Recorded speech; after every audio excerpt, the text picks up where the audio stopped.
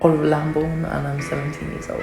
I'm kind of in a gap year training for uni and then sort of part-time working with whatever gigs I can get. And I started as a kind of like home ed group thing. Some of the people in our home ed group going to this sort of Circus Day thing, and they were like, do you want to come? And then I ended up doing it like 2 days a week for about a year, I think I was there for. It's weird because I almost did more and then I almost did less, but more aerial, because where I was at Swan Circus kind of stopped, and then I started going to Gnomes classes, Naomi Lewis, just sort of like after school, because I also went to like a Red River Waldorf thing part-time, so I had that in the day, and then I went to Gnomes classes in the evening and just sort of got it in where I could, really. I like it all as a multidisciplinary thing, like even dance, really love dance, and just sort of, yeah, I think it's important to have your specialist but also a really good generalist background. I love how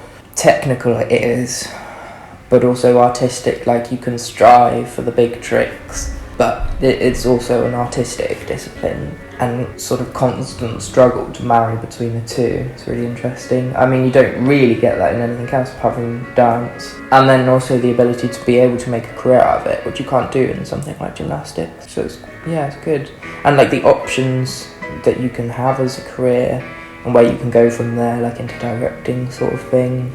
Yeah, I wanna go to uni, auditions in January and all through next year, and just sort of see how far it can take me, and obviously then how long I can do it for, sort of 10-year career.